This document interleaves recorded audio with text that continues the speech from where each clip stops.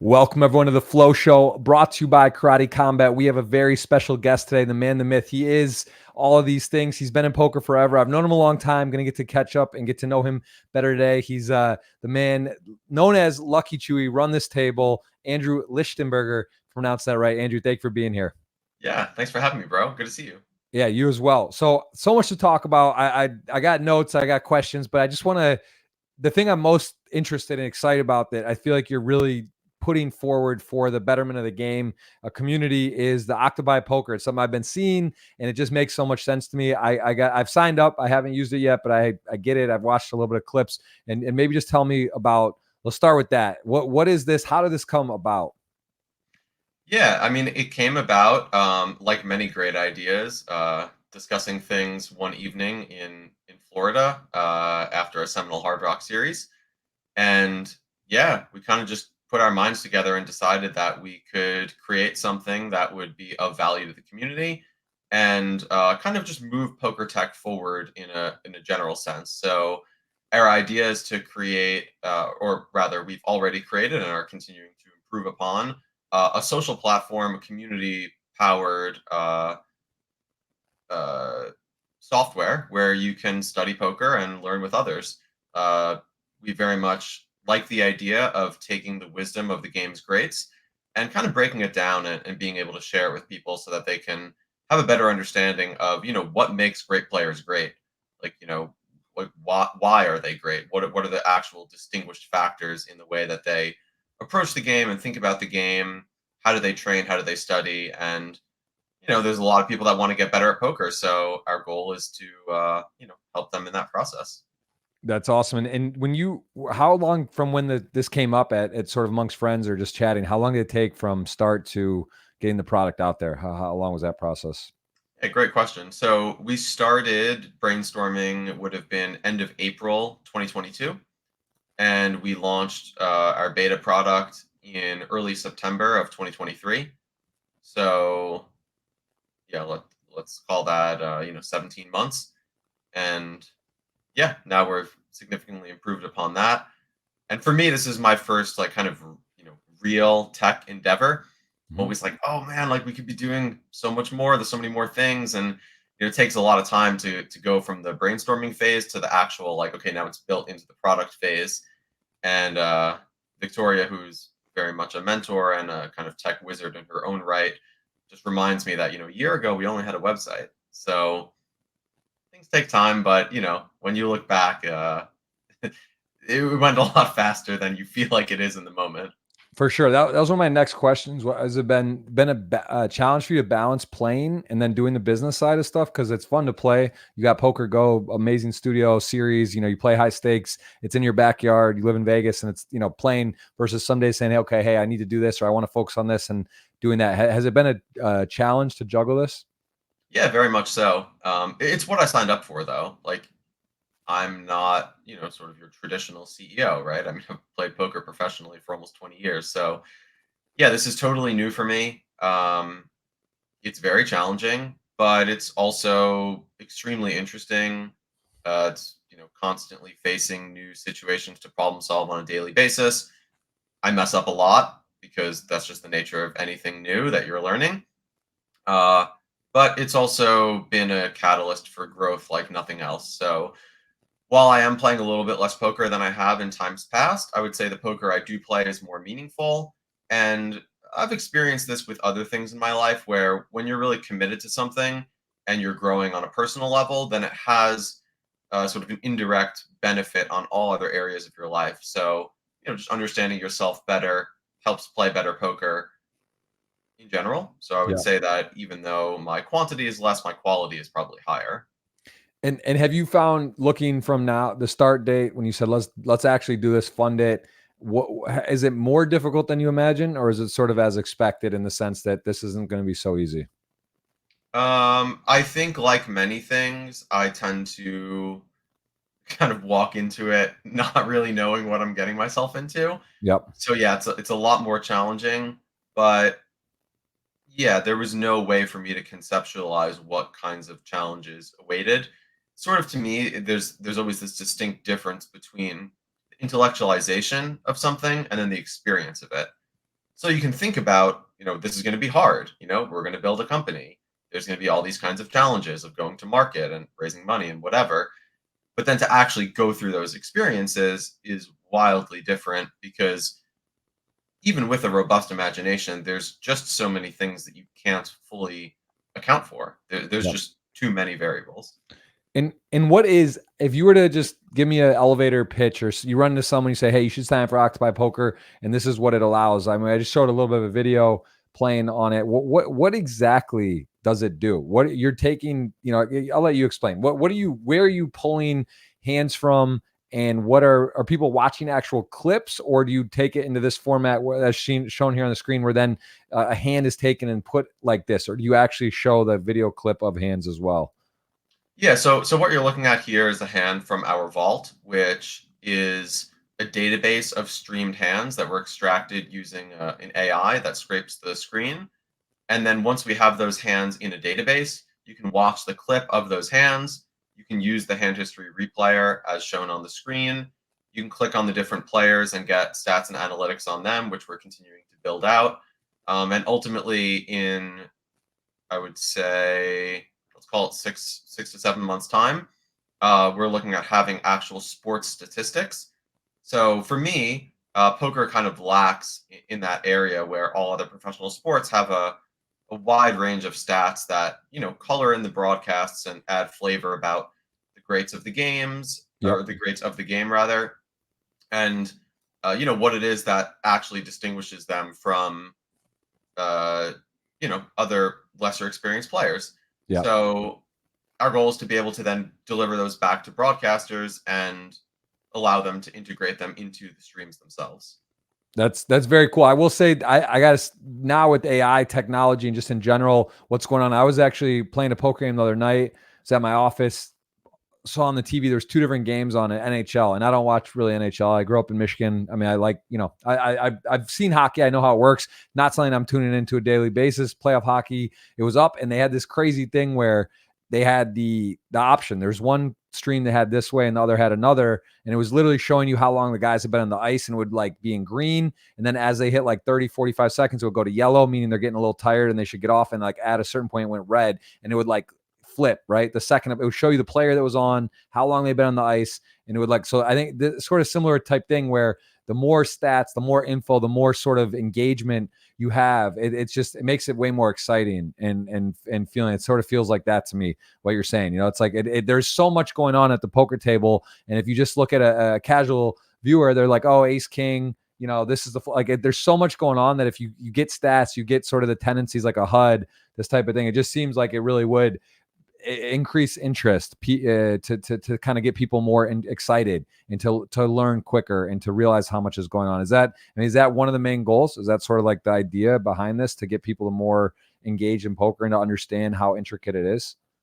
Yeah, in many ways, I would say you're on the right track there. In a broader sense, I would say that for us, in the sentiment that you're reflecting there, poker is a super fascinating game, but it doesn't always captivate the viewer in a spectator sport kind of way. So the goal is to bridge that gap and be able to share some of those insights. And I think statistics are a great way to do it. So time will tell. Yeah, it's very cool. Again, it's early. I don't want to say congrats, but I guess I should say congrats for launching, for Thank getting you. your idea to come to life, obviously, in terms of profitability or how, whatever metrics you're using to make it a success or not. It's early, but it does seem like, I know that's the hardest part, right? To take that first step, to get it going, to For find sure. people to be involved in. Was it pretty easy for you? I mean, you're one of the more, I would say, credible, respected players in the industry, within the industry. I mean, I'd imagine when you have an idea and you decide to go for it, it's pretty easy to have people that want to be involved and invest. Was that part difficult, to raise the money or to get a team for you to be a part of? Yes and no. I mean, some people were more willing than others. Just because I have credibility in poker, like I'm not going to steal the money, but Yeah. it doesn't mean I actually have the competence fully developed. So that's where Victoria and some of her contacts from the tech world were able to bolster the credibility of actually being able to do this effectively. Um, Trust is one thing, but knowledge is something else. So I've learned a lot so far. I continue to kind of be, as we call it, drinking from the fire hose.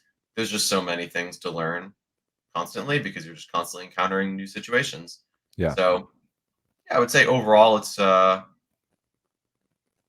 yeah, it's hard to say. Some things are more challenging than others, but for sure. I'm doing For my sure. best, and that's That's all I can awesome. really ask of myself, right? Well, listen, I want to learn more. I understand again more. I've looked into it. I want to be more involved because I just think it's like it's genius. And are you using from like Twitch? Can you use streams? Where are you pulling from specifically? I know Poker Go. You have a relationship there. You play there a lot. I saw that the hit we're looking at looks like it was from a Poker Go event, I believe. But where is your database pull from, and how long? Like what? How do you sort of like? There's so much poker content over the years. How do you do that? And is it strictly live events, or can you get from streams from like Twitch or YouTube? Yeah, those are great questions. So right now we're digitizing the PokerGo archives, which include historic WSOP footage. Our intention is very much to move into online streams as well. It's just a resource issue where certain things are prioritized. I think the older live events are maybe a bit more interesting, but we do intend to get to all kinds of different streams. And the intention is that as we have a larger library, that other content providers, operators will become more interested in being able to pull from those statistics, and then we can get access to more hands, and it creates a win-win for everybody. And what is it a price point? Is it free? What is your, so how does someone get involved? Like you sign up on Octopi, what is it? How does it work? Yeah, so we have a free tier where you can access some of the basic tooling like preflop ranges and just generally get a sense of some of the social features on the site. And then we have two subscription tiers currently. One is $20 a month, and the second is $50 a month. And for the higher subscription tier, you can get access to the vault and see all of the hands and the Sims and analytics that have been run on them so far. And it's an ever increasing library, which, yeah, will continue to grow. And you, I might have sort of asked this just to be clear. So you get it, is it put in this format, or can you click an option and see the actual clip then as well? Yeah, so on the site itself, you'll see this replay that's been cut out for the video, and Yeah. then you can also see the clip of the hand and sort of see what the players looked like as they were making those bets. Yes, that's an example of the screen where Very that cool. picture of Ike in the top right is a video clip, so you can just play it straight from there. There's also the players themselves. You can click on those and then see other hands they've played, and yeah, we're just kind of continuing to build out more features and functionality within the platform as a whole. Very, very cool. And those that, again, most people probably familiar with you, but you've been around, I'd want to say sort of the same time frame. Seems like forever from, sort of the moneymaker boom on. Says '07 was your first kind of live scores here, Hennemob. Interestingly enough, you're in like the 96th percentile that first ever recorded Hennemob cash as a final table. So that is an interesting stat on the pod. I know it's maybe got you kind of hooked or gets you in there when I mean, of course you could have played an event and not cash before, but your first cash, you do get a final table. Do you remember this specifically? Do you remember this Oh feeling in yeah, this live event? yeah. Actually, if you click on it, you'll see a relatively significant winner of the tournament. Oh wow. Pod guest also great player, main event champion, Greg There he Merson. is. There you go. That's this is a remote. Where is this held? This was in Verona. What is that? Oh, Yeah, Turning turning Stone. stone. Turning Stone. Okay, that's right. You're upstate New York. Born. That's where you're from. So that's I'm actually from Long pretty. Island, but yeah, close. That's yeah, you're in the vicinity. That's crazy. So okay, so early on, pretty interesting. Make that. And were you playing how much online poker at this point versus when you had started live? Had you been playing for years already, or was it around same? Let's see. So I graduated high school in '05. I found poker and was playing home games then. Um, I was playing some online, but not like a tremendous amount. I was really just kind of learning and uh yeah, getting my feet wet. So that was still relatively early in my career. I mean, that was probably the biggest score I had at that time. And you played online. How much, like at your peak, how many tables were you playing at once? What was sort of, would you say, your peak online years and career, and maybe some of your bigger scores or bigger events with online? Yeah, so I would say just around a year after that in '08, so on that trip I got connected with Dan Smith and Steve Silverman. Um, we ended up getting a place on the Jersey Shore and grinding over the course of a summer. Then we ended up moving to Bethesda, just outside DC, and continued. And that was like a meteoric growth for me, just being around those guys, kind of discussing hands all the time, motivating each other to put in a lot of hours. That was That's really where I Zugwat, right? That was Steve Silverman, Zugwat. yeah, The Alpha 8, the first ever Alpha 8, he won. It was the one at the Hard Rock. I got third. I remember this, and he wouldn't make a deal three-handed, I think, because he had sold some whatever. The reason we big sat time down at doubles. dinner, we wanted to, you probably had a piece of that, as you guys are I did have a friends. piece. And it was just funny because like Bill Perkins, when I went, and I just got a tattoo at a bet, and like I actually could have got this crazy story a week. I don't even remember this. I got like a tattoo from 2013. It's like a wager that I would get it, but I actually could get it removed if there were some stipulations, right? And it's like a flag, kind of rainbow Easter egg flag. Do you remember this by any chance? This sort of ever seen this Vaguely. story? Tattoo Yeah. removals hurt quite a bit, right? What they do, but listen, it's like a rainbow Easter egg. I definitely would prefer to have it gone. And at like a week later, not even, we were there, and I was at literally a deal three-handed. If I had the marker would have hit the number, like the deal with the ICM would have been like I could have got it removed right then, and it would have been all good. And then like he didn't make the deal, and I end up getting like two hands later after dinner. I get in with JC Tran, whatever, two pair flush draw. He hits it. I'm short. I get third, but it was just so crazy that like I literally was like begging him. I was like, dude, like this isn't just about the money. Like I really want to get this off. Like and he's just like, I got only whatever percent. I got all these people. I can't really do it or whatever. I probably thought I was a fish too. He's not wrong. And didn't want to make a deal, but that was just funny. Like that guy, that name, I haven't heard his name forever, and that was like Funny. a big moment in my gambling career.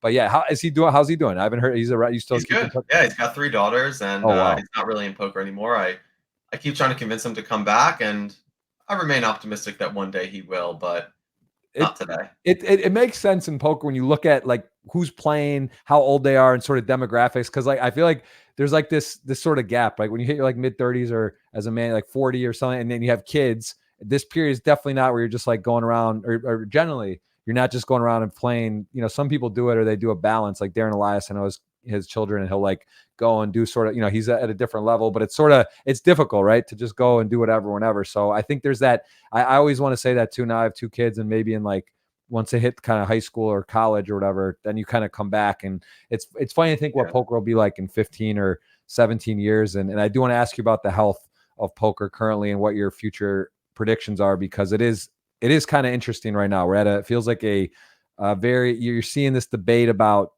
GTO Wizard or these tools people are using at the table. Obviously online RTA, and there's other issues with online poker, and the shelf life is a little bit unclear. I guess let's segue into that. How do you feel about the current state of poker live and online, like the landscape? Yeah, it's a great question. I mean, it's a very challenging situation. Policing the games is clearly not trivial. The site operators have huge incentive to maintain the industry as safe and secure for fun gameplay. And clearly, given all the issues that we see popping up from time to time, whether it's botting, RTA, collusion, uh, if it was a trivial fix, then they would have done it at this point. So I think it's kind of like the growing pains of being able to appropriately deal with all of the challenges that are faced as an operator.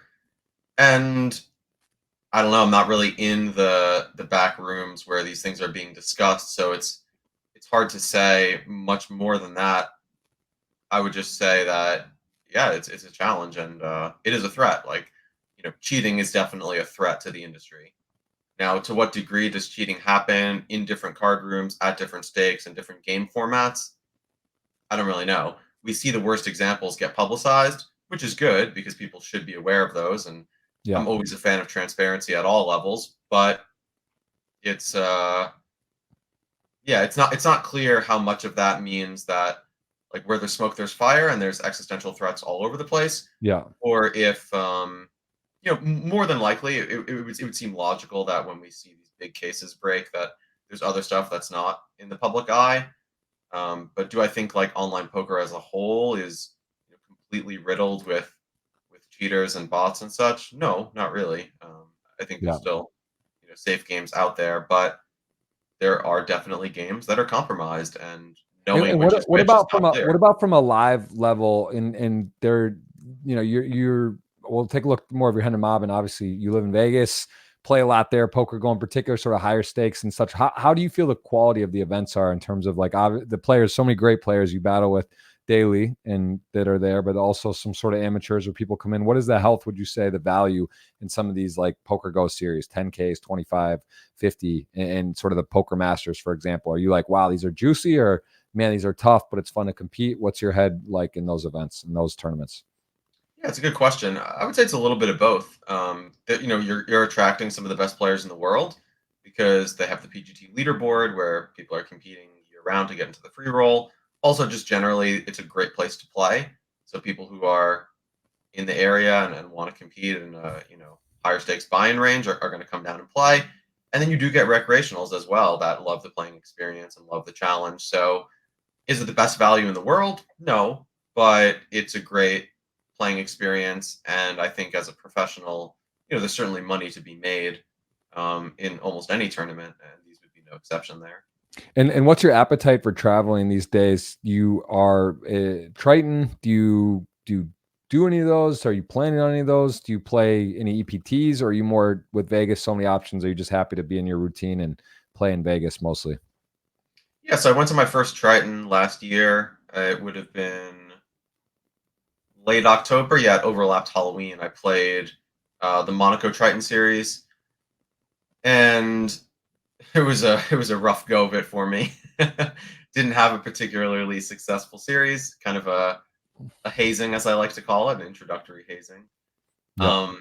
I'm not really traveling that much right now. My responsibilities with Octopi and my desire to sort of, stay close to home base, spend time with friends and family, doesn't leave me a lot of options to travel. I did go down to Champions Club last month, which was great. Down in Houston, they put on a tremendous series. They ran a 2 million guaranteed, 3,300 buy-in, and they broke the guarantee, which was big for them because it was the first time they'd ever kind of Yep. stuck their neck out and ran a tournament series like that. So, yeah, I really like what they're doing, their vision, their card club. To me, it kind of has this feel that they're moving poker away from the traditional like backroom casino type feel. And in a broader sense, I would say that's one of my interests with Octopi is to kind of change the culture of poker, change the way that it's seen. Um, I think poker is a beautiful game. I think it has a lot more similarities to games that are kind of known to be skill based, like golf, billiards, darts, chess, so on and so Yep. forth. Mm-hmm. And now it clearly has an element of luck, but as Mike Sexton wisely said in his book Life's a Gamble, so does everything in life.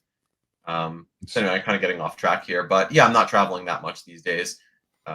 Hey, listen, I love tangents. We can go anywhere. This is called the Flow Show. There's no set. Oh, nice. Yeah, you That's go, great. take it Yeah. where you want, man. Take it where you want. I love it. This is all good stuff. I would say that, yeah, it's also, there is something to be said about a routine, especially with business, to be there, have a schedule. Know we start getting in other time zones, trying to line stuff up. You don't really know your schedule there, right? Like how it's going to go if you make day twos. It just like there's a lot of other complications other than just simply, oh yeah, well, I'll be free part of the day. So I relate to that and respect that. And also, you seem again, sort of to segue about a question with lifestyle, healthy eating habits. You sort of have this Zen feel to you, and that's sort of, you're known for this very like gracious and peaceful, sort of energetic. Yeah, that's how I perceive you, and that's what I hear constantly. Is that something you would say you've really put time and effort to over the years to sort of philosophically approach the game differently, and this sort of is that fair to say that you have this Yeah. sort of lifestyle, healthy living, Zen mentality?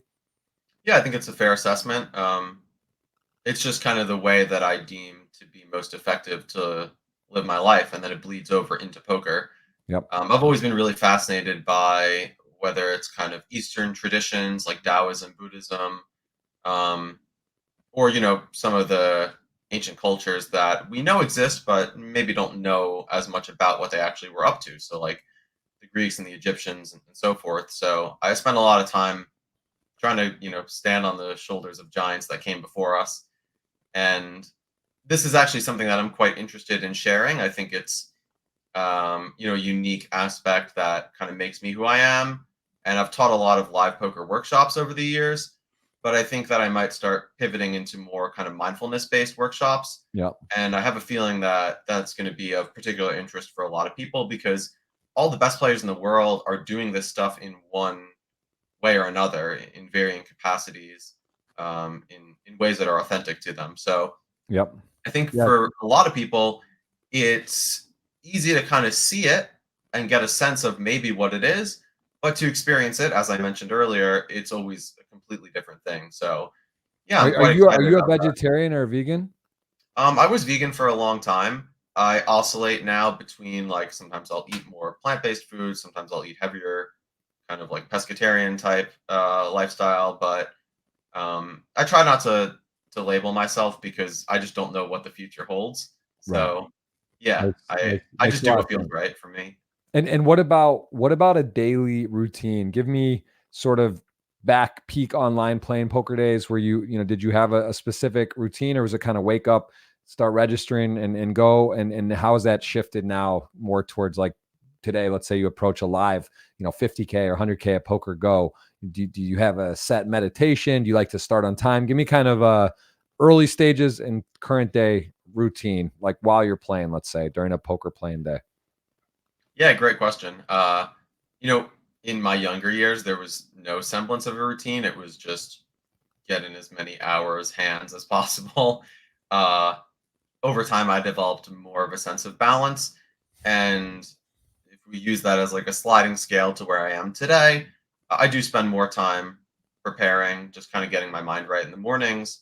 Um, because I do have other responsibilities, it's not always so clear what a given morning is going to look like. Sometimes there's meetings, sometimes there's work to be done before I go to the casino. But in general, just sort of touching on the things you're asking about, really into cold plunging. To me, that's been like one of the lowest barrier, highest return things I've ever found in my life, and I credit my good buddy Shannon Shore quite a bit with kind of um, sharing the efficacy that it brought him. And yeah, I just have to mimic that because it's just been tremendous. So I do that every morning. It's great this time of year to be able to then kind of lay out in the grass, get some sun, do some stretching. Sometimes I'll do some breathing exercises, maybe a bit of chanting or meditation or whatever. Just trying to do things that get my mind right so that Mhm. when I arrive at the casino, I feel ready to play and really just kind of sit in the chair for a long period of time. I think a lot Let of let people me ask you, sorry underestimate. to interrupt you. I want to ask about Yeah, cold plunging. I'm pretty fascinated with, and I understand it. I've used it. I've done it, but it's not always available. Say like you maybe don't have one at your house. Okay, even if you somehow you do get one of those and you decide to go that far of like having that be a part of your daily routine. But what about when you're go to a Triton event or you're on the road or you're somewhere where you can't do it? Do you do a version of that with like a cold shower, or yeah. do you feel I like think it's not like how effective would you say is doing a cold plunge versus like cold shower type of thing or routine? it's a pretty good replica. It's just different that you can't really like fully relax and submerge into it. Right. But I think for the purpose of kind of getting that, making your body cold and getting those feel good chemicals to release, it's pretty effective, I would say. Right. And what about meditation? How is that a daily routine? Is it a big part of your life? How long? What do you recommend for that? And what do you try to do in terms of that side of things? Yeah. I would say that meditation ultimately is kind of a way of life where you can just kind of maintain your awareness and attention to what's going on, both within yourself and around you. And then you'll ultimately find a strong, inextricable link between those things. So, yeah, sitting down, kind of, traditional cross legged practice with your eyes closed, just try to focus on my breath, let the thoughts come and go. And probably I'm not saying anything particularly new here, but the more you delve into these practices, the more you kind of see the efficacy and the benefit of them. But So do you have like is it literally like a set time almost daily, or do you try? Is it like would you say the majority of the time you meditate 5, 10, half an hour, hour? Like what type of meditation is your ideal routine? yeah, on the shorter end, like 5 to 10 minutes. I think it would be great to develop a practice where I do it for a much longer period of time every day. And I have done that for shorter bursts of time, Yeah. but there is just sort of the practical aspect of like, well, World Series is going on. I have a lot of stuff to do. So, uh, although the Dalai Lama has a kind of infamous quote of, I woke up and I had a lot of to do today, so I meditated for 2 hours instead of 1. And I think there's a lot of truth to that, where when you really get your mind right, you can kind of stack a lot of different things on top of one another and get them done more effectively. Yeah. Um, Yeah, it is a great point, especially with AI and just more awareness and these whoops and rings and sort of understanding stuff.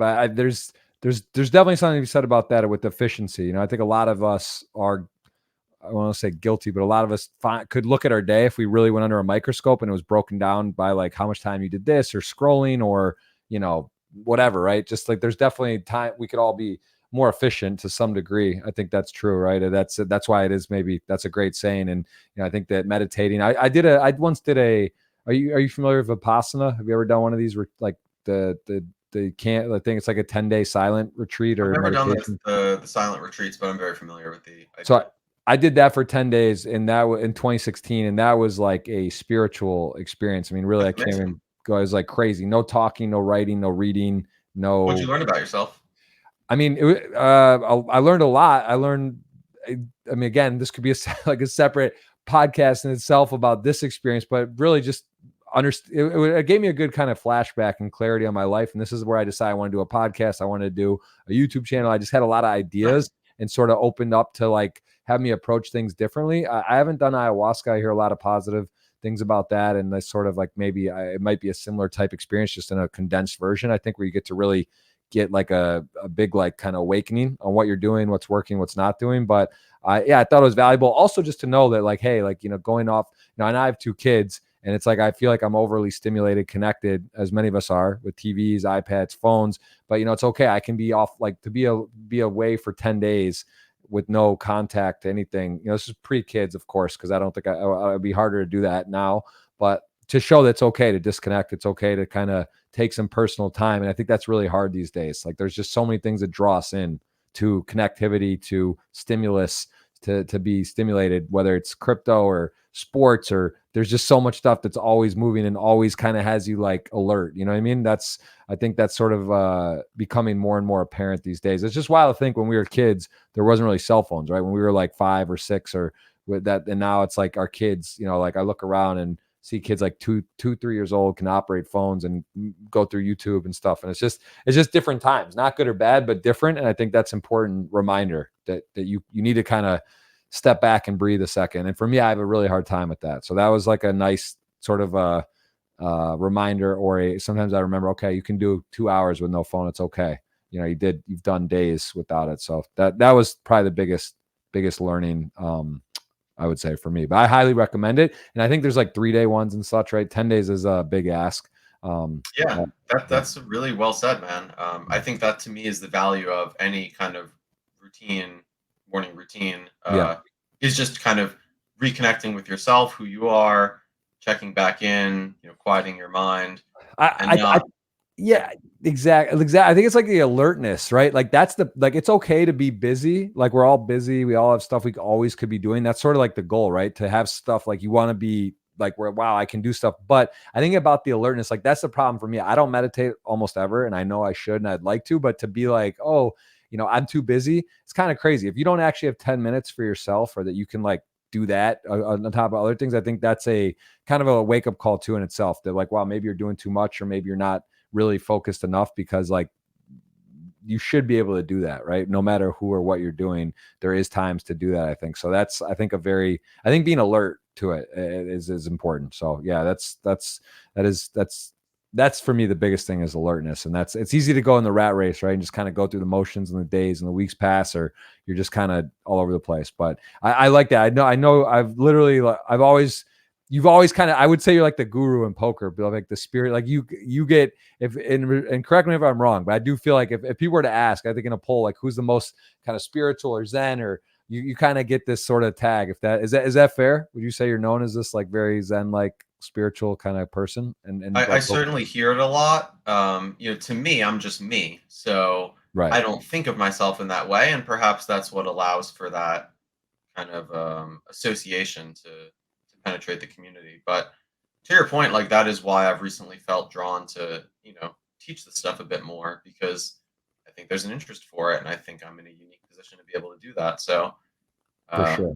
And we'll see where that goes. One of my visions with Octopi is not just to help people learn strategic aspects of the game, but is also to use poker as a vehicle for self-improvement and to understand that more intuitive side of things and the personal development and self-actualization in a way. Because to me, like you're describing in the meditation retreat, you get these reflections about yourself. I get those all the time when I play poker, and I think everybody has the opportunity to learn from the gameplay experience more about themselves, what's contributing to their wins and losses, where their shortcomings are, and uh, yeah, I think the kind of time is right for that message to be shared. Absolutely. And what do you do for relaxation away from poker? What are some things you enjoy doing that are just not, even take away Octopi Poker, which is business and poker related? What are some things that you do to sort of de-stress or just kind of unwind? Yeah, so I'm really into rock climbing. I live in Vegas, where Red Rock is pretty closely accessible. There's also a number of indoor climbing gyms that I like to go to. So that's an awesome thing because, in poker, we're competing against each other. And like, let's say if we play heads up, if I win, you lose, and vice versa, right? In climbing, if I win, you also win because we share in the joy of the experience, and you're more likely to succeed because there's kind of this like, psych or morale that gets built. So that's a really nice change of pace in that sense. Um, That's cool. And yeah, you're married? You do that with your wife? Is that with friends? You go solo? How do you usually do? I am married. My wife has gone on a few occasions. We've been out to Red Rock with some friends. Uh, it's not as much her favorite activity, so more often I'm going with friends. Yeah. But yeah, in so far as other ways to relax, like obviously spending time with her. We have two adorable pet doves that we adopted, Yeah. and they're endless fun and joy. I also like to read, kind of like I was mentioning. My fascination with ancient cultures and the wisdom that they brought. I like to spend a lot of time kind of pursuing that, and yeah, just trying to deepen and further my understanding of who and what I am, and really the nature of reality in many ways. I've been getting more fascinated with that as well lately. It's definitely kind of when you start thinking about the universe and start getting a little more higher, start when you really stop and think about everything, it is pretty crazy, right? It's hard Yes, to it is. process everything, and it's always an adventure to. You can go down a lot of rabbit holes, and honestly, the technology and Chat GPT and all these things now make things a little more quicker to try to understand and learn. And what about burnout in poker? Have you been burnt out numerous times ever? Did you ever kind of think I'm done with poker? Has that ever crossed your mind? Like, give me your burnout sort of overall in your history of the game. Yeah, so two events spring to mind as you mentioned that. One was, let's see, what year would this have been? This was probably 2012, 2013. I did like a long trip through Europe, went to like three different poker stops, and at the end of that trip, I was completely burnt out and I didn't play for like the 6 months following. And I kind of realized in that moment that this was not the right way to approach, you know, like this was a wake up call for me in needing to prioritize quality over quantity because endless quantity will eventually lead to that burnout. So that was Mhm. one. The other was 2017. I had previously tried to, start some other businesses in poker, one of which was an actual poker platform, and needless to say, it didn't really pan out. And that kind of left me feeling a bit dejected and just generally kind of soul searching. And I didn't feel a very strong urge to play as much poker around then. And the thing that kind of snapped me out of it was eventually realizing that I stopped having fun with it. I started, focusing on all the wrong things with respect to why I initially got into poker and what had always continued drawing me towards it. So once I realized that, I resigned myself to really only play when I'm having fun. And I've done a pretty good job, if I do say so myself, of maintaining that attitude. And I always encourage, whether it's students of mine that I'm coaching or uh, just anyone that I encounter really that's playing the game to only play if you're having fun because you're really doing yourself a disservice if you're not. It is a game after all. And while I understand that as a professional, there's a certain level of discipline that's required in being able to put in the hours and do what is required of you to be a responsible professional player. if you're not having fun, like, you are really shooting yourself in the foot. I very strongly feel that, and I stand by that. For sure. And how important is the World Series to you? Like, what in terms of scheduling this year? Are you going to be do you set schedules aside? Is it I'm going to be here in Vegas the entire time and I'm going to play as many as I can, or do you circle on your okay? I'm going to play higher quality events, bigger buy-ins, or stuff that really is you want to have fun with? Give me your WSOP sort of outlook, and has that changed also over the years? Yeah, it's definitely changed over the years. Again, I'm kind of moving further in that direction of prioritizing quality over quantity. So I'll play less smaller buy-in events this year, and I'll focus more on the bigger buy-ins. And I like that. I think historically I tend to do fairly well in big buy-ins for whatever reason. Part of it is probably variance, but another part of it I think is just I don't know whatever innate desire or innate skill set I have to be able to perform under pressure or something. So I just think that probably my time is better spent there as opposed to playing, some of these smaller bind events you play for 2, 3 days and your hourly is not really that high. And if I'm being honest, like for me personally, I get the most enjoyment out of playing against the best players because it's the most challenging. So Yeah. there's certainly a lot of interesting things that happen when you play against larger fields with less experienced players. But I've done that for so many years at this point that I don't know that I need to repeat that ad nauseum to be able to sort of gain from it the Yep. same lessons and insights as I do from the higher stakes. For sure. And we actually have a pretty similar result in our career. I know you've played a lot of World Series events, you've had a lot of success, and you have also $20 million in lifetime earnings. Pretty crazy to look back at that. I want to mention this early on, second place in a World Series of Poker, because it's funny, in this you got in '09, I had the exact same event, 5K shootout, I got second Oh, cool. in 11.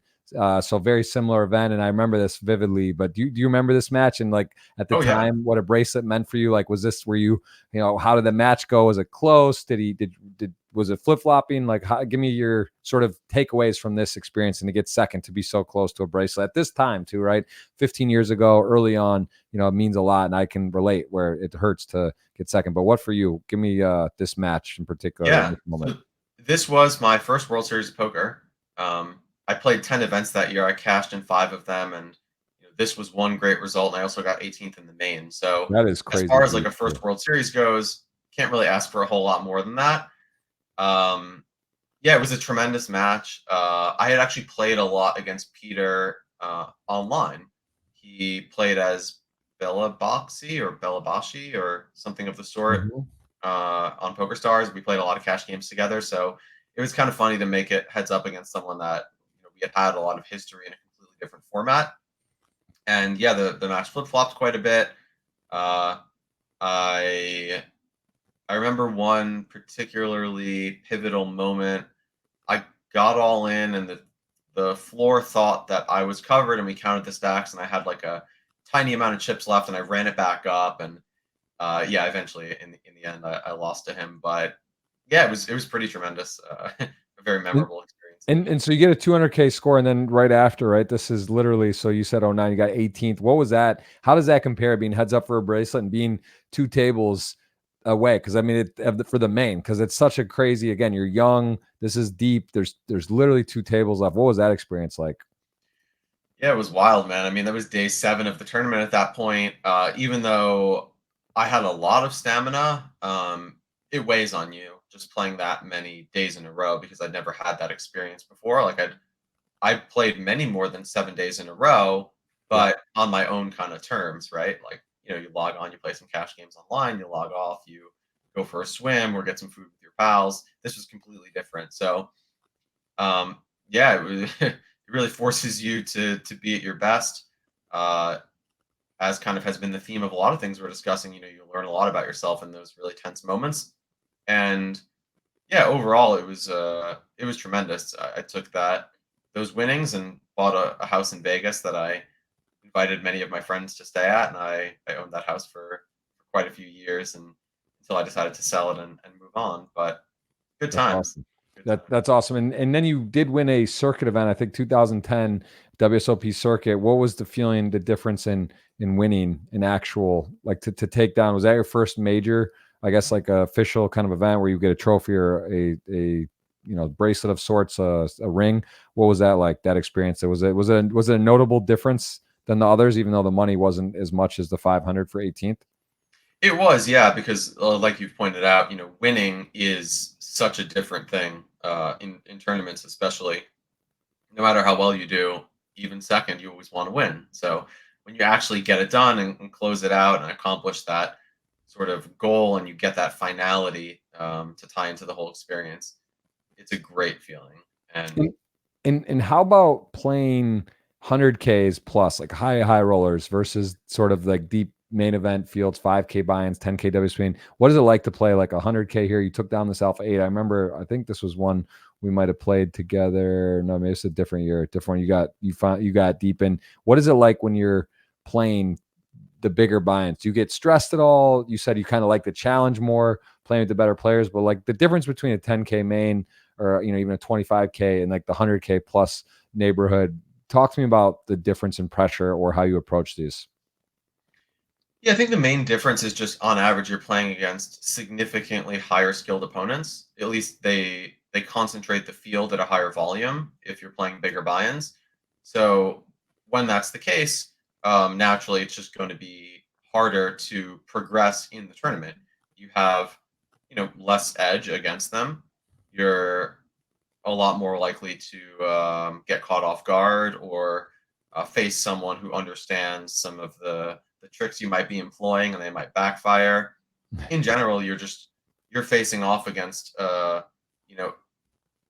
demographic or an archetype of player that is savvier overall in Yep. all aspects of the game. So I would say that's the main thing. And again, kind of, to loop back to the previous discussion, that's also what makes it more fun, is because it's a lot harder. You know that they're going to test you, and you're forced to really kind of be at your best at all times. And if you're not, and someone else is, then you're probably going to be at a disadvantage against them. And to me, I've always really enjoyed that aspect of like sort of the meritocratic nature of poker. Like what you put out is kind of what you get back. We can discuss variance kind of in its own right, but I really do think that much more than other things. Although I guess now I'm learning business, so perhaps I'll eat these words. But yeah, in poker, I think you get out what you put in. Yeah, makes a lot of sense. And I got to ask about this. We just talked about 100Ks and such, but the 300Ks, this is a perfect illustration of the top of the top. Like Haxton maybe regards the best or one of the best. Jason Kuhn, obviously, and Chidwick, maybe literally the Rushmore of high stakes tournament players right Hey, now. I'd be honored to go on a mountain with these guys. Yeah, you're exactly. And then your name, you're right in there, right in the mix with these guys. You get second. It's a 300K buy-in, big risk, 20 players, 4 cash. But I got to ask you, this is something like with Octopi, sort of relevant about stats and notes and what's going on. Because the high buy-in small field versus the main event type fields, 5Ks, 10Ks with thousands of players, or the main event 10,000. Very different approach, unknowns. Here you're battling with guys personally, off the table, guys that you maybe have notes or hand recognition, memory about. When you go into a field like this and there's not much given away, what are you like? How small are the edges? Because you don't look over and like, yeah, I doubt you're saying I'm just like smashing like Haxton or Chidwick or Kuhn, like you have a huge advantage. Now, maybe it's very tight. Maybe you do think you're better. Maybe they think they're slightly better. How in detail, and are you making Excel sheets with like overfolds, big blind, doesn't three, like how give us a look at like when you're battling these type of guys, what type of work and notes and goes into this small field, big buy-in event? Yeah, these are great questions. I think probably pretty interesting for the viewers. So I personally don't go in depth like that in general. I have done that on very rare occasion just to kind of see how it feels. But I guess one of my God-given strengths is I have a tremendous memory. So that really helps in terms of being able to, on the fly, just like recall situations where there's significant data points that will help me problem solve, you know, whatever kind of scenario I find myself facing. So for that reason, I tend to not do as much sort of laborious work like that. Um, let's see where else to kind of take that discussion. You're asking about, yeah, like edges overall. I mean, no one really knows, right? Like it's so there's kind of like this idea of sort of GTO versus exploitative play. The GTO play is based on the models that we use to ascribe equilibrium-based strategies to the myriad scenarios that occur over the course of a tournament. Those models might be flawed. Or in fact, they are. We know they're flawed in certain ways because they only capture a certain amount of variables. Again, this is something that with Octopi, I seek to kind of bring clarity to, because I fell victim to the idea that like these are the end all be all. And it's like, no, not really. I like to take this approach of all models are wrong and some are useful. I think the models that modern poker tech has brought us are tremendously useful. We learn heuristics about how to play different hands. We understand what the preferences and the bet sizing strategies and the frequencies are for different nodes in the game tree. And all of that is immeasurably valuable. I wouldn't be half the player that I am today without having learned all that stuff. Now, how do you take that and sort of overlay it onto an actual tournament experience and ascribe like win rate to different players? It's a much more finicky process. It's not abundantly clear exactly how to do that, but you do kind of get a sense over a long enough timeline, like what players tend to thrive in what situations and why. And that's part of the learning process, right? Like you see what your opponents are doing that you might not be, and vice versa. And if you're open-minded, which I think all the top players are, then you're able to gain a deeper understanding of, how to continually improve and build your understanding of the game, so that the next time you face off against those players or those situations or what have you, you're more well equipped to face them. What's more important in this matchup of four guys? Let's say that from a GTO standpoint or execution, there's so many attributes in poker, so many different variables. But would you say in this spot, it's more important on exploitative, or who has actually maybe seen more simulations or knows a little more, multi-way spot? Like what is more valuable when you're battling with Titans, when guys that are really high level? What do you think makes a difference? Is it really important exploitatively at that point? Yeah, I think it's a great question, and my answer to these inquiries is always that it's both. Yeah.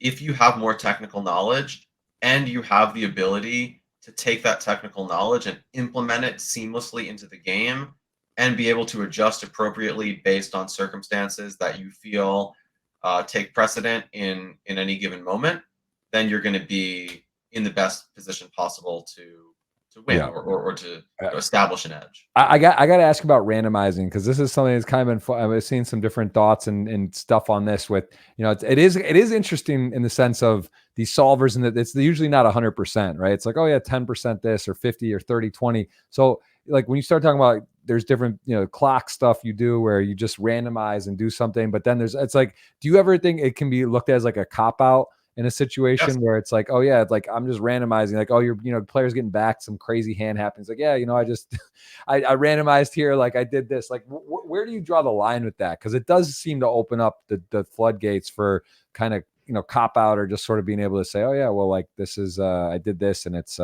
acceptable because this percentage of the time you're supposed to do it. This is like when I see people relying on the randomizer, or it seems to be prevalent, I get confused a bit, but then I also see the greatest players I know that do use this a lot. So where is this?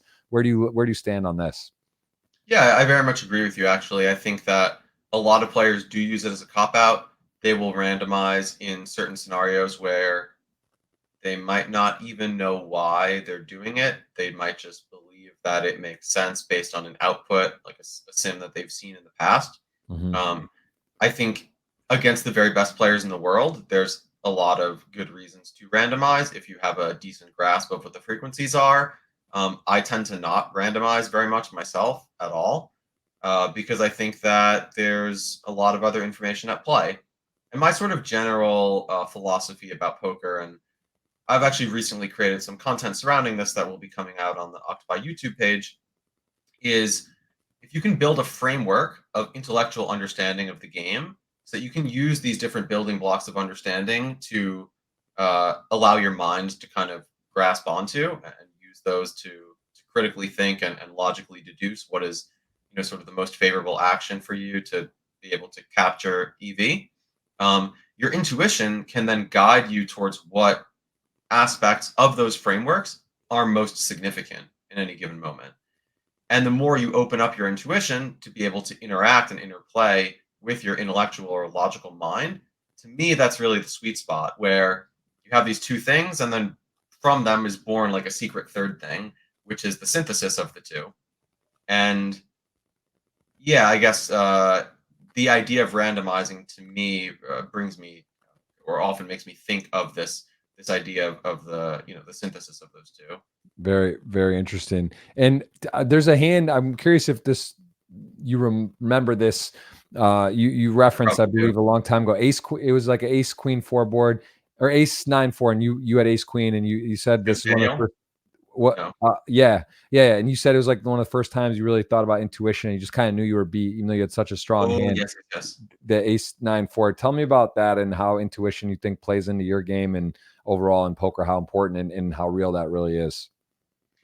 Yeah, no, it's a great question. I think anyone who's played poker for any even sort of moderate amount of time has felt that gut feeling, and what that gut feeling exactly is hasn't been, I guess, fully fleshed out in a way that's sort of mutually understood by all parties who experience it. But to me, I think of it as we have neurons in our gut. So we have like essentially this second brain, and it perceives and synthesizes information in a way that's different from our mind that's upstairs, right? Then we also have our heart, which is also synthesizing information.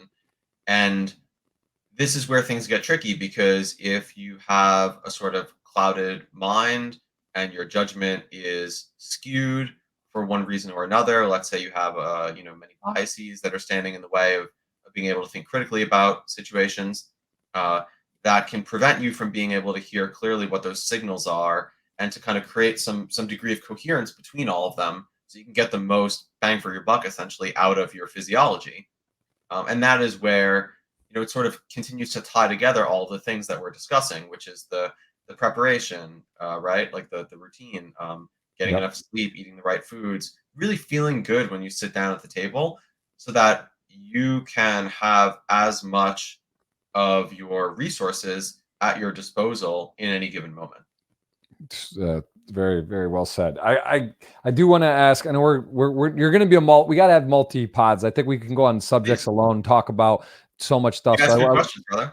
I appreciate it. I enjoy doing it. Thank you for taking the time to be here. I know that again, you're doing a lot right now, and I feel almost not just during the World Series. I know it's one of those things where you want to be there, you want to be playing, and like I said, I'm coming out later this summer, and I love playing, but again, I'm more passionate about content. That's something that I'm actually very curious about diving more into Octopi, because like for myself, I feel like I'm in a spot where I feel like I'm a good poker player, not in the 0.0 whatever percent, but I know how to play. And I think that I'm missing sort of a gear or sort of a way of learning. I just don't have that like sit down and do PO solver. I'm not, it's not who I am. So like this to me feels like it could be one of those kind of perfect things where I'm visually like to learn. I understand stuff, but just to see it in a different way. And that's kind of one of my other questions is, who is it most beneficial and designed for? Is it someone that has never heard of poker, is a medium player, is maybe a very good player that could maybe take it to another level? And is there different portions of Octopi for each of these different classes of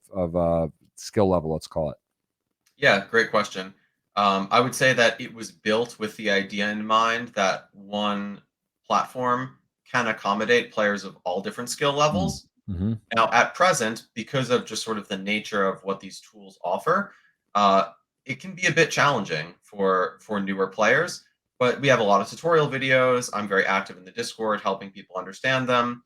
And at the end of the day, if you want to learn how to play poker, you have to expect to, put in some reps in that learning process. And it's like going to the gym. Like if you're, doing bicep curls for the first time or doing squats or whatever, like Yeah. it's probably not going to be that easy when you reach like the threshold where when you're gaining something, you're pushing past your comfort zone. Um, so yeah, that's kind of how I think about this. Now we're going to have a trainer in a month or two, and that's a much sort of more easier, seamless process to interact and engage. And as we continue to sort of move forward in time, we'll have more and more product features and aspects of the platform which do allow for, I would say, just easier experiences of learning. Um, but yeah, that's just sort of the nature of the game. If you want to learn, you have to put some time in and put those reps in. Yeah, very, very cool. And I'm two more questions. I know time wise, just two more that are jumping out of me before we get to a future. Hopefully, we can run it back and do one maybe live in person and cover some more cool stuff. I want to ask you about. Let's start with this. Let's start with this one. This is a 3,800 main event, effectively the World Series of Poker main event, right? It's WPT main event, similar size field. At maybe one point was even as big as some of the WSOPs, right? 3,800 people dating back towards the moneymaker since that era. It's up there, right? It's a 10K, such a crazy event. And this final six, I mean, the final table here is just a crazy. I think this is the one maybe sort of at the time at least, or was less known, but this is such a household names. Artur, one of the best players in the world. You battle with him a lot, Poker Go. Ben Heath, also high stakes, high roller, crusher. Chris Moorman, again, been around forever. Yourself, Giorgio, very accomplished players, won, I believe, bracelets and has a ton of results. What was this like? And to make because the ROI is so big, right? When you've had $1 million scores in 300Ks, 500Ks, big buy-ins, but a 10K playing for this amount of money, how fun is that, and how much different is that than playing a 300K four-handed with Chidwick, Kuhn, and Ike versus like these, 10K for this much money? The ROI is just astronomical. What is the difference between this and that, the two? Yeah, there's a lot of differences. The main thing is just truly the exhaustion that you face playing a tournament for that long to reach that stage. Yeah, I was kind of unprepared for that. I guess I prepared to the best of my abilities to deal with sort of the physical limitations. But the previous 6 days leading up to that final table, you play in the ballroom. It's relatively quiet. There's not really much of an audience. I was woefully underprepared for how intense that final day was going to be, with a lot of people screaming and yelling in the stands and just kind of that electric energy in the air. Yeah. And yeah, I mean, not to make any excuses, but that was definitely not something that I was thinking about consciously before kind of entering, and that's completely on me. Like, what is your headspace though when you go into like a high roller 20-person 300K? It's like buckle up. You're going to be playing 6-handed, 7-handed. It's like it's a much different thing when you're going to these 10Ks. I mean, to even everyone plays and like kind of, I think the majority of players like, oh, this is fun. Hopefully I cash. Whatever, to like go in and really feel you have a chance to win these things. Like, what is that like? Because I mean, it is an attrition. It really is a battle, like to go for days, because you're almost probably thinking, don't make mistakes, right? Like, what to do, don't, like, people are giving away and punting, and it's just a much different atmosphere, these main event type things versus the higher roller. Like, what is your mindset when you do pull up? Are you on time for these? Do you start on time? Do you come on late, Reg? Typically, how do you approach like these type of main events and bigger fields? Yeah, I try not to be too rigid, really, in my approach. Like, for this particular event, I played 1A on time. I busted. I played 1B at the absolute last minute, and I got third place. So, one small anecdote, but take it for what it's worth. Insofar as like how to approach actual strategy, I mean, I'm a really big fan of this kind of Wu Wei idea, or like, being like water and just adapting, really being as adaptable as possible. And that's actually why I love the octopus theme, because they are so adaptable. They change, the size of their body and the shape and the color. And it's just like the perfect representation of what you need to be at the poker table, because you just don't know until you sit down and see what kind of opponents, stack sizes, stage of the tournament, player tendencies. It's all like your game plan has to be as malleable as possible.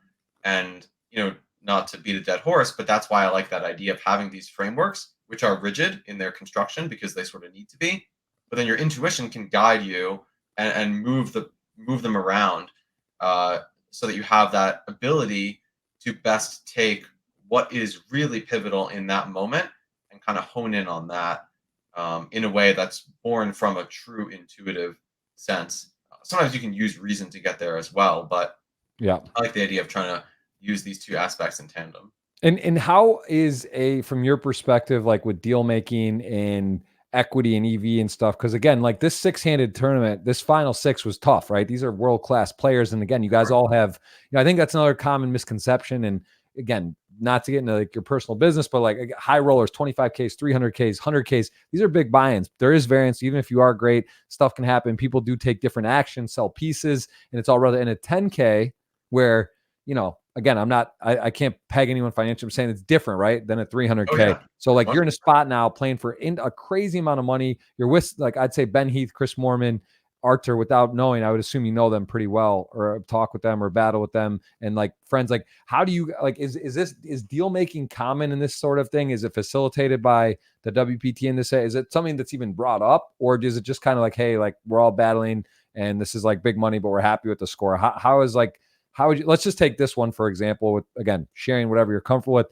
How does it come up? Are people talking about it? Maybe like a guy like Daniel, who ends up winning it, but is a little more unknown, or at the time didn't have as much results, is probably like, holy shit, like I put in 10K and there's, we're talking about what, 10 million in equity between us 5-handed. Like, I would love to lock up some money. Is there some interesting dynamics that happen with this in some of your experiences where people are begging for a deal or not?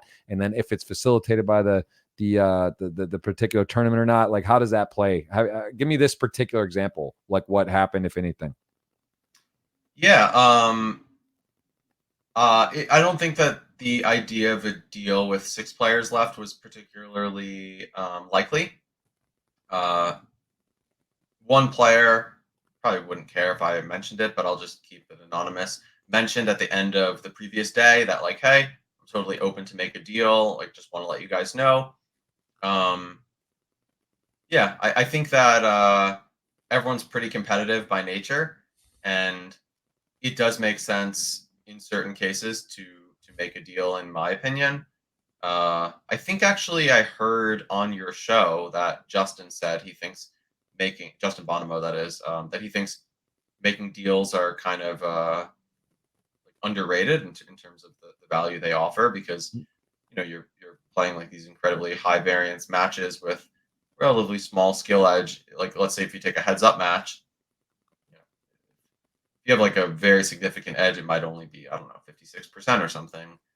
So you're still dealing with a significant variance on what would be a scenario that you would never really buy into, like a 500K heads up sit and go or $1 million heads up sit and go, right, and play that out against somebody who you deem to be a reasonable player. So yeah, I think making deals can certainly make a lot of sense. I've made a lot of deals in my career. In this particular case, I probably should have been more aggressive about deal making, given how kind of tired I was in hindsight. But in hindsight, everything is always so much more clear. So I was very grateful. Is there something with ego within that, and not you or maybe someone in particular, but like, yeah, sometimes where it's almost like, okay, like because we're high stakes, or because like I'm a whatever, and you almost don't want to like bring it up or be the one to talk about, because it does maybe come across a bit weak, right? As like you're the one trying to do it. Do you think there's some of that too, or is it more just like it's harder? Obviously, the less people, the easier it is to sort of get to terms or agree on stuff, right? But is there some of that too, where guys just like are proud, maybe like people don't want to talk about it? Yeah, I think pride plays a role. Like, it can certainly be seen as a weakness to want to reduce the prize pool and play for less money. But I don't really let that inhibit me in big moments, because it doesn't really matter, right? Like, I don't care if I'm seen as weak. If you're I still going to believe approach that your I'm game, doing you're going to something play the that same makes way, sense. and makes a lot of sense. Okay, and one of my last questions here, because I know again we're multi-guest, and I'd love to have you on the GG Millions as well. I don't know how often, if you've seen the 10K, that's Tuesdays, but Them, yeah. they would love to have you on as a commentator for that. Obviously, that'd be a treat at some point. Maybe not during the World Series, or It'd be great to bring some stats to the show too. This type of exact thing, where the more info, the more sort of data, the more points, the more talking, the more interesting. That would be great. That could be a really good. That's sort of one that I'm talking about too, where you could pull like a GG Millions and get there sort of for the stats. Totally. So I don't know if that's again where that lays in. And you said there's so many different events and things to pull from. But my question was on the sponsorship. You were with Ivy Poker. I remember this was maybe 2010, 11, somewhere in that range. You were sponsored. I think you might have, was it, am I mistaken? Were you with Full Tilt as well, or you were with Ivy Poker, right? That was I was it. at Full Tilt. I was at Lego Poker.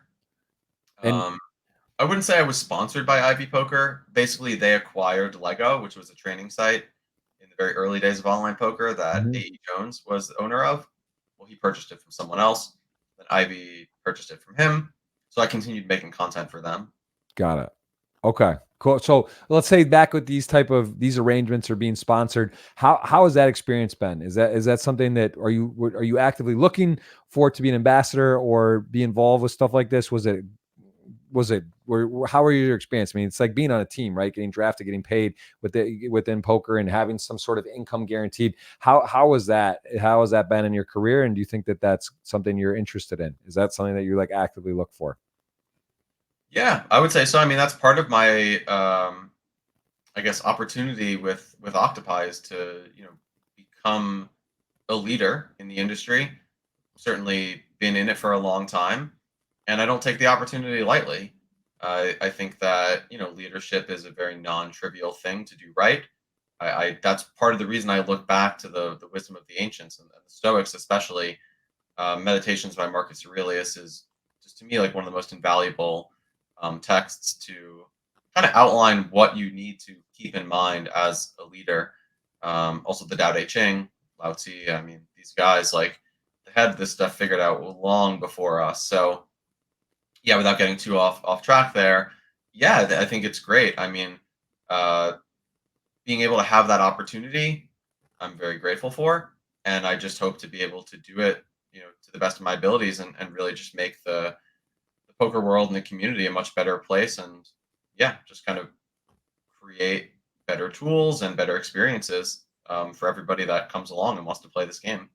Very cool. And is that commentary though? Is that something do you enjoy? Like, do you actually I like do it? like Do you enjoy commentary. it? The WSOP? Have you done what type of commentary stuff have you sort of been a part of and over the years? I've done kind of sparse periodic commentary. I've done some like WPT final tables. I've done some WSOP final tables. I've done the occasional Poker Go thing. Uh, yeah, it's not something I've like spent a lot of time really focused on, but I do think that I'm relatively articulate and especially like off the cuff in unusual situations, being able to explain what the players might be thinking and certainly explaining what I'm thinking. Yeah, I think it's something that I have a bit of a knack for. I did a brief amount of commentary when I was in Monaco last year for Triton that seemed to be well received. So That's perhaps I'll awesome. do more in the future. That's very cool. Yeah, that was one of my questions from my dad. He said that it had been mentioned that you're a consummate communicator. It's a gift that you have in teaching poker. Basically, he's asking, was a skill as a communicator evident when you were in school, or did it show itself later? And also, he's asking, what subjects in school did you sort of focus on studying in your education? My dad was curious about that. It's my last question for today. Yeah. Well, first of all, thanks to him. That's very kind a compliment. Yeah. No, actually, I was not a particularly good communicator in school at all.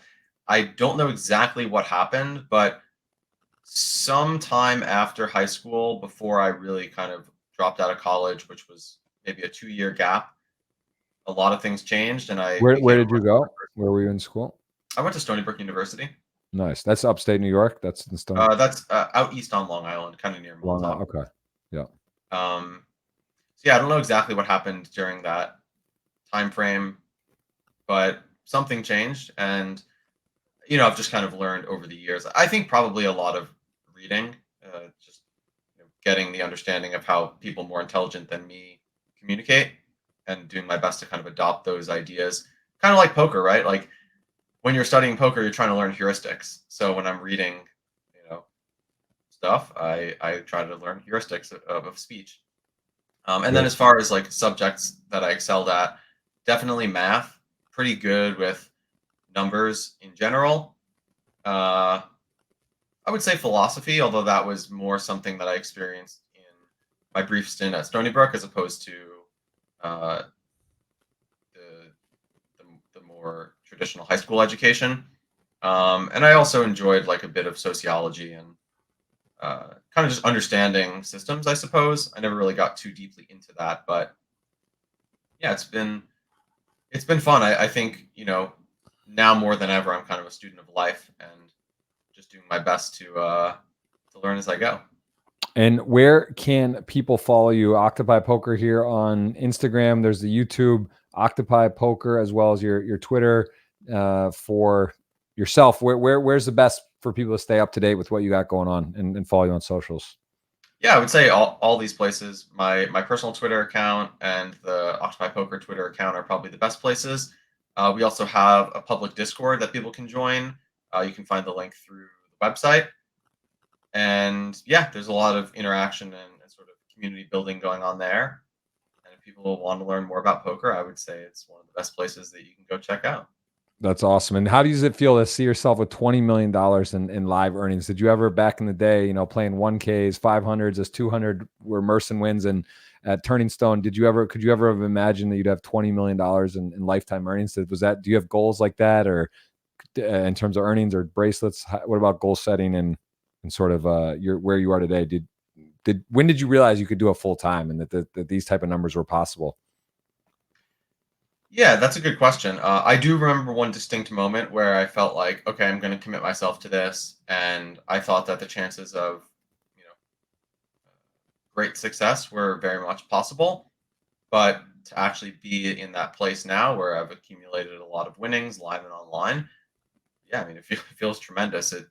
To me, one of the tricks is always, when you have these successes, not letting them get to your head, and kind of realizing that there are forces greater than us in life that allowed us to get there. So I try not to let it make me feel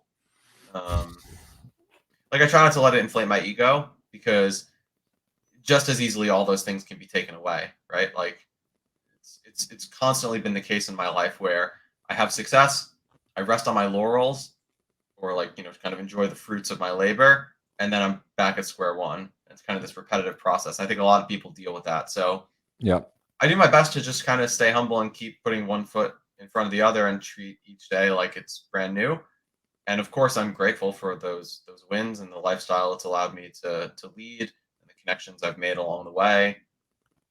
Tremendous friendships and experiences I've had with so many great people in the industry. But yeah, I just do my best to kind of continue being myself. Yeah, it's something my dad always gave me, this sort of thought process with poker in particular. He's saying, lose as if you like it and win as you expect it, sort of, or, it's kind of like not be too cocky, and also understand that, it's also, if you are the guy at the table, it's a cash game return, you're hitting the table, you're yelling at people, and what, they're upset. It's like, you're kind of a target, right? You're making yourself look weak, vulnerable, that you know what I mean? And if you kind of act in a way you're humbly and you win, it's like not like a huge deal either. It's important, right? That type of, I think that's the more neutral you can be, because there are highs and lows. I'm sure you busting at 300K or a high roller, or these aren't great feelings, right? When you get knocked out or bubble tournament, it's not fun. And when you win a tournament, it's like, yeah, you feel like you're on top of the world and you want to, you're ready for whatever, but things change and happen quickly. And that's definitely, I think, mindset, as you mentioned, for some of your maybe future courses or focus for others, is a big deal, because that is something that I think it's true. You see it, you mentioned in poker, but across the biggest, most successful athletes in all, or business people in the world, like a lot of it is to have that foundation, core, strong mindset, because it's easy to waver, like it's easy. The mental health, such a big thing these days too. And in gambling, gaming, poker, it does come at you fast. Things can happen, change very quickly. And that is, easier said than done, to be able to sort of bob and weave, right? Especially when you have others depending on you, or, stresses. Not everyone has business or other revenue or earnings, right? And that's also, it can be very stressful if you don't take the right risk management, selling action, doing the appropriate sort of protocols. It can flip fast. Because that's another thing with the Hendon mob and these things. You see these high rollers that are getting glorified, but I think it was Ben CB just put some out this. It's obvious, right? It's like, you don't know, guys. You see, have 20, you could have 20 million earnings. You're a winning player. I would have bet a lot on that. But just because someone has 10 million earnings doesn't mean they're winning. And actually, a lot of players that are playing high rollers or businessmen or what that have a lot of earnings are probably not winning. That's the case too. So I think that's also an important reminder to not be, there's a facade, or that, not everything is exactly as it appears at all times too. So, and you touched on an interesting point in there that, like,